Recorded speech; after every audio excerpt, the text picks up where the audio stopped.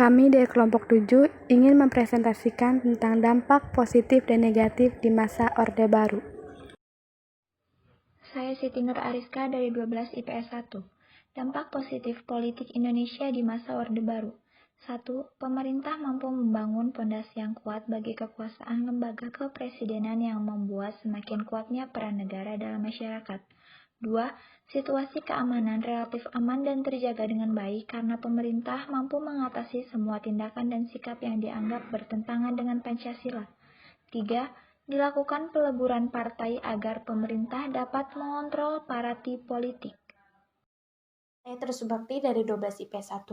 Dampak negatif politik di masa Orde Baru. Yang pertama, pemerintah gagal memberikan pelajaran berdemokrasi yang baik dan benar kepada rakyat, karena di sini tidak adanya kebebasan berpendapat. Yang kedua, sistem pemerintah bersifat semu, bahkan hanya dijadikan topeng untuk melanggengkan sebuah kekuasaan secara sepihak. Di sini terjadinya kecurangan pemilihan umum. Yang ketiga, terbentuk pemerintah yang bersifat otoriter, dominatif, dan sentralitis. Berarti tidak adanya otonomi daerah. Yang keempat, kebijakan politik teramat birokratis, tidak demokratis, dan cenderung KKN, yaitu korupsi, kolusi, dan nepotisme.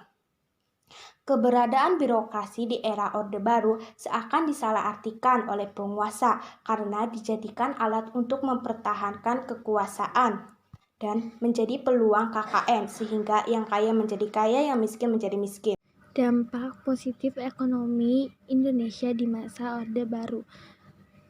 Yang pertama itu pertumbuhan ekonomi yang tinggi karena setiap program pembangunan pemerintahnya itu terencana dengan baik dan hasilnya itu dapat terlihat dengan konkret. Yang kedua, Indonesia mengubah status negara pengimpor beras terbesar menjadi bangsa yang memenuhi kebutuhan beras sendiri atau swasembada besar.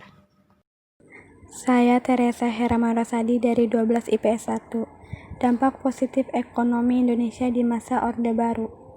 Yang keempat, ada penurunan angka kemiskinan yang diikuti dengan perbaikan kesejahteraan rakyat. Yang kelima, ada investor asing masuk dan menanamkan modal di Indonesia. Yang terakhir, ada sukses menumbuhkan rasa rasionalisme dan cinta produk dalam negeri. Saya Vina dari 12 IPS 1. Dampak negatif ekonomi Indonesia di masa Orde Baru.